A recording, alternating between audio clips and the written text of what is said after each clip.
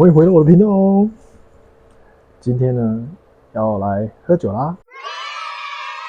今天要介绍的是两款美国威士忌啊，这两款呢是我一直期待想要喝的，终于买到啊，一次开箱2支。首先第一支美格 Maker's Mark 美格，这个的话，其实原本我有做一些功课，有一些资料，可是呢，我的那个资料放在另外一只手机上面，然后没有带回来。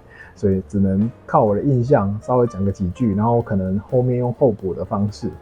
那美格呢？其实它已经被三得利集团买下了，虽然它是美国威士忌啊。它蛮酷的。之前看那个威士忌的书里面有介绍到它，所以我就觉得对它很好奇，就特别买来喝。然后它的那个封装啊，是这种很像胶那种，怎么讲？那叫什么？很有蜡质的感觉。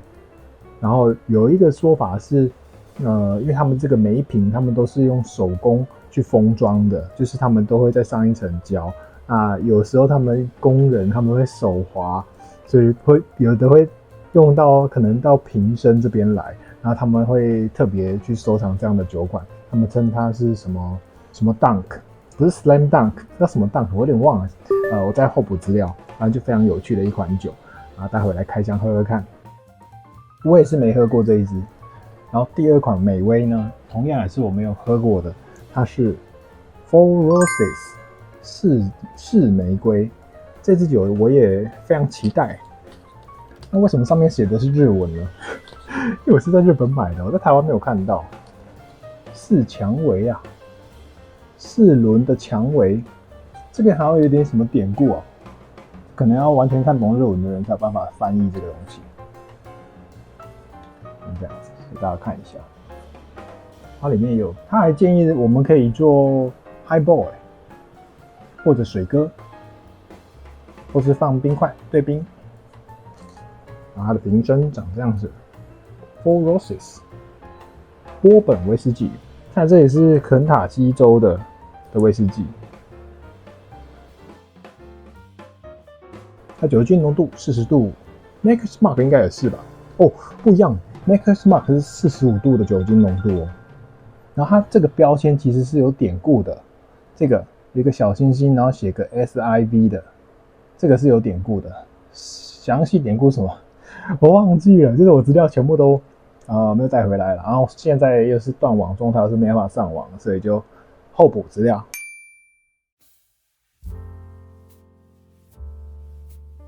好，那我们今天就是要喝这两款酒，两款美威。我们来开箱喝喝看，而且很特别哦。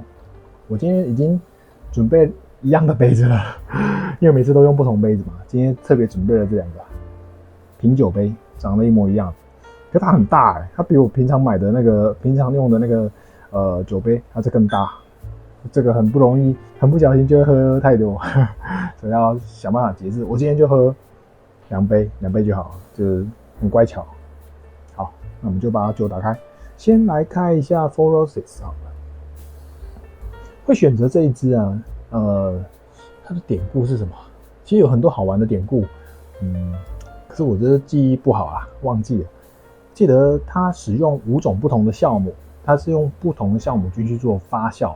人家说，威士忌啊，在美国威士忌里面呢，他们是主张异中求同，就是他们都用不同的原料啊、方法啊，然后去做一个比较相近的东西。但苏格兰威士忌呢是同中求异，那就是他们用相同的，比如说麦芽都用一样的啊，发酵的过程大部分都用一样的，但它却是用一些制成，比如说它的蒸馏器是长怎样的呢？或者是它的盛放是怎样的不同呢？所以去造就它后来的小小的变化。所以美威跟苏格兰威士忌有一些小小的不同的地方，都非常有趣。我是近年来才慢慢的了解美威，然后喜欢美威的，不然我平常也都是喝苏格兰威士忌喝的比较多。那后来当然也有在喝蛮多的一些日本威士忌，可是因为日本威士忌价格现在有点不亲民啊，所以我只能买一些平价酒款来喝喝啦。啊，赶快来把它打开吧。Open，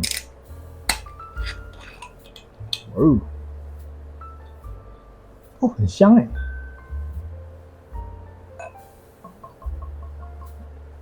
讨喜的味道。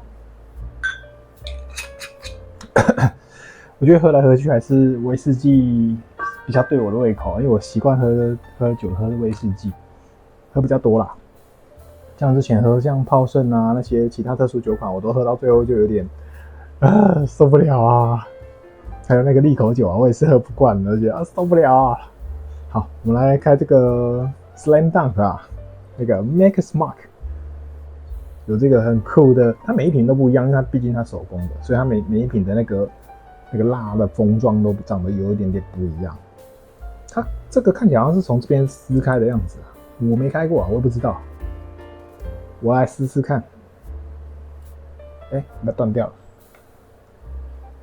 看起来是这样撕的，就我的理解啦，好像是这样没错。黏黏的呢，哇，它这个很黏呢，超黏的。哇哦，撕了一条黏糊糊的，这个不要不小心吃下去哦，小朋友放在小朋友拿不到的地方，否则他们会把它拿去吃。这个是理论上是用转的啦。哦，对。转开了哦，啵一声，也很香哎。酒倒出来了。我想到一个典故啊，关于那个金冰的创始者，不知道是不是就是金冰先生。反正他早期在美国啊，他在做威士忌酿酒的时候啊，他去实验不同的酵母菌，就是因为他们那时候还没有那种商业的那种酵母可以用嘛，所以很久以前，那他们就是用自然落菌的方式去采取他觉得喜欢、觉得很棒的酵母菌，所以呢，据说啊，他把他家到处弄得臭烘烘的因为他在用那个面团去培育酵母，就很好玩的一个典故啊。细节是怎样，我可能找一下资料再 po 给大家。还蛮好笑的，把家里到处弄得臭烘烘，然后就为了要培养出觉得还不错的那个酿酒用的酵母菌，就是后来他们去做金冰的威士忌。不过后来他的那个酵母菌好像是配方失传的样子，这个资料后补吧。好，我们已经倒好了这2款酒了，右边的这一款呢是那个Maker's Mark， 那左边的这一款呢是我们的 Four Roses， 两个都是美威哦。一个是肯塔基州2个都是那个肯塔基州的，是吧？对，没错 ，Kentucky Straight， 同一个地方，同一个州啦，同一个州的威士忌，不同酒厂。那我们来喝喝看，首先闻一下 Maker's Mark，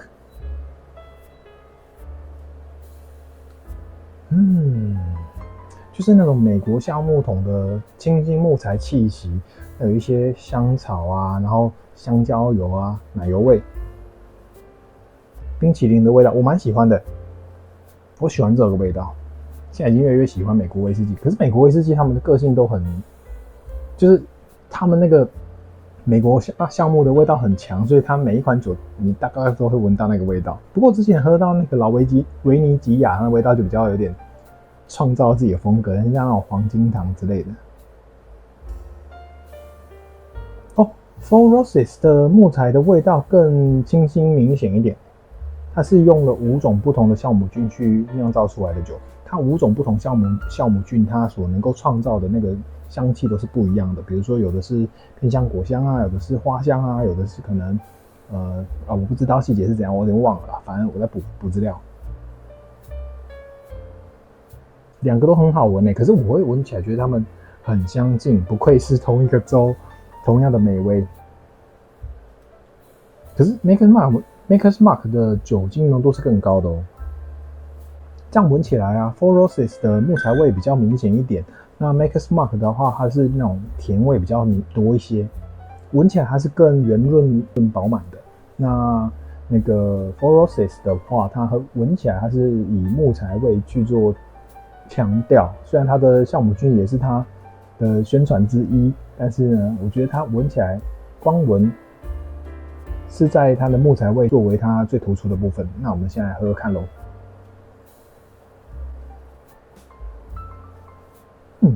其实还不错喝非常木材，非常的很装潢，装潢来了，全新装潢，它的装潢感中就带了一些层次，它有它粗犷的感觉耶，但是也有一些细腻的果香在里面，我觉得还不错啊。再喝第二口啊，忘记你一杯了。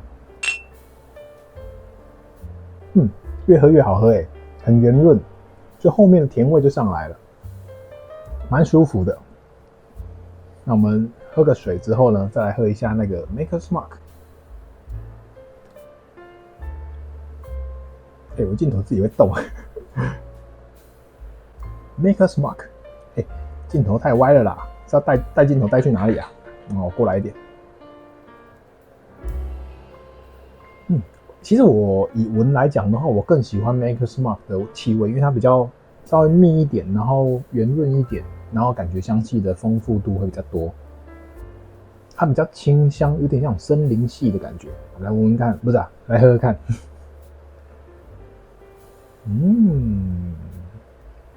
它口感是浓郁的，可是呢，它带了一些苦味，就是那种木质单宁的苦。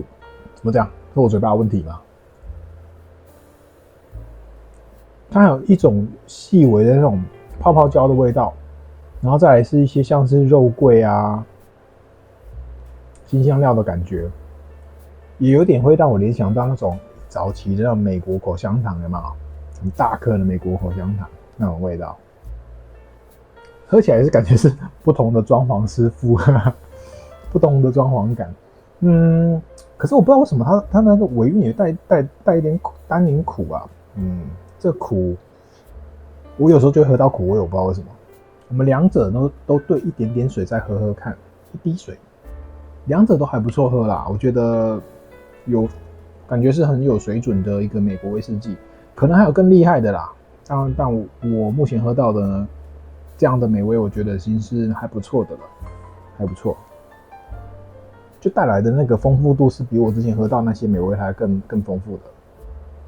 我觉得 Four Roses 还是很强调它的木桶味耶，就它那个木材味，所以如果喜欢那种木质感的话，应该会蛮喜欢 Four Roses 这一款酒。喝喝看哦。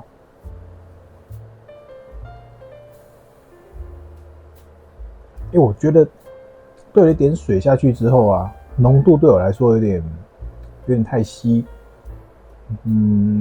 香气的绽放的部分呢，就是那个木头水的味道。变得有点像木头水的味道，所以我自己喝起来，我觉得兑水我不是那么的喜欢。酒精感降到很低，就是那甜味拉升，酒精感降低，那木头感更明显。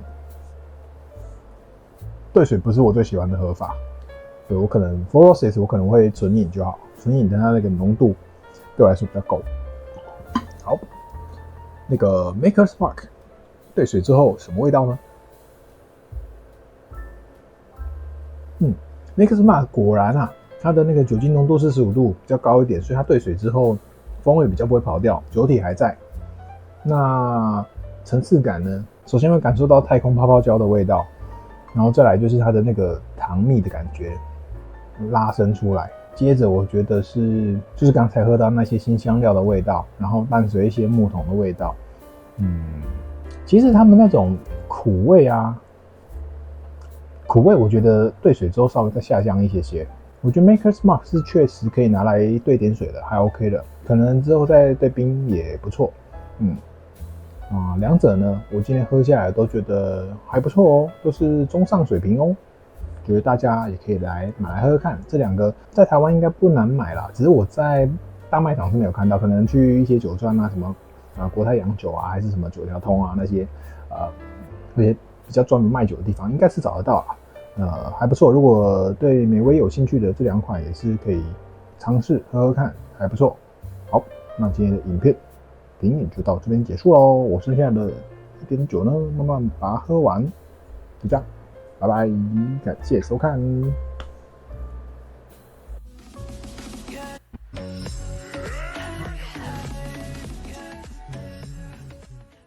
下面进入杂谈的时间，今天聊什么嘞？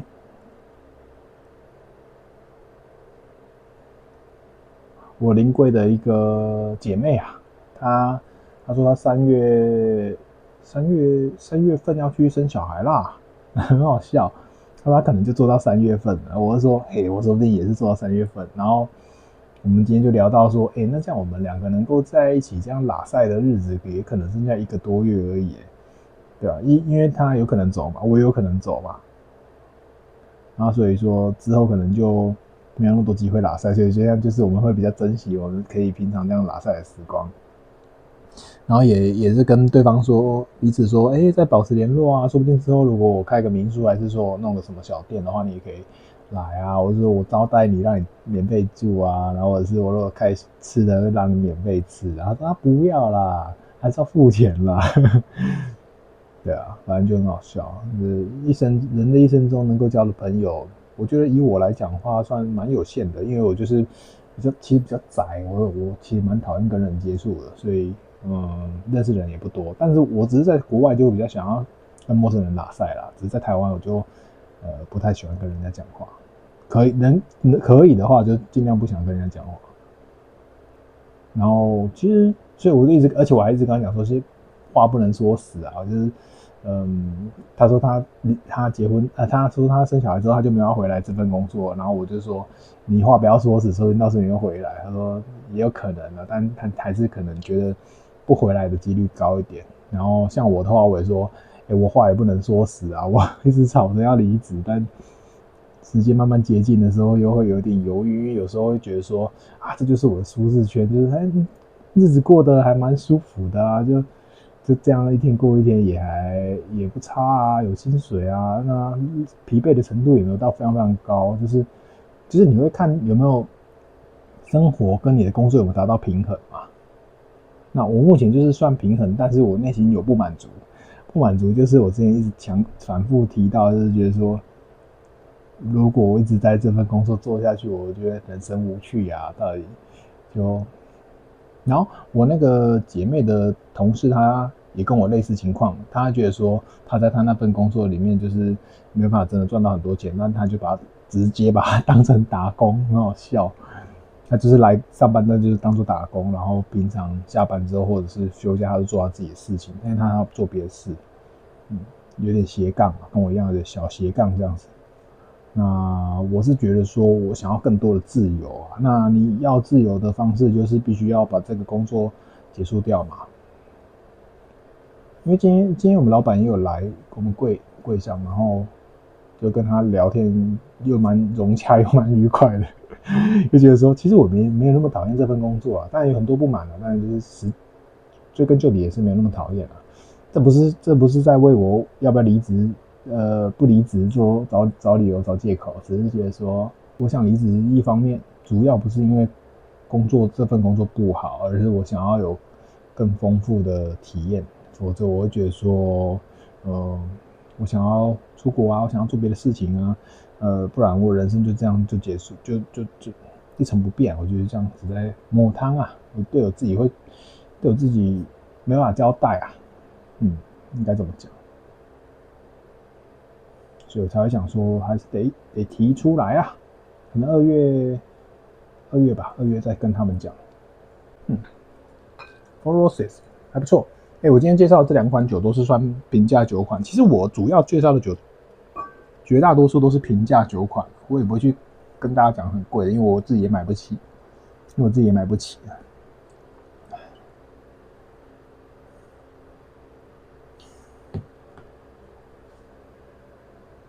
说真的，我这样闻起来味道，我觉得 Maker's Mark 这更好闻一点，甚至它会带一点那种咖啡牛奶的香气，更好闻。只是它为什么会多了那个苦味，我真的是不解。现在喝苦味又下降一点了，可是还是有，还是有苦味。我真的很纳闷，我再多喝一点。各位喝威士忌会跟我一样有喝到苦味吗？我有时候就会喝到苦味，像现在这 Maker's Mark 特别有苦味出现。为什么 ？Why？ 到底是有舌头的问题吗？一个在介绍酒的人在质疑自己的那个嗅觉跟那个味觉，实在是大忌啊！不能这样子。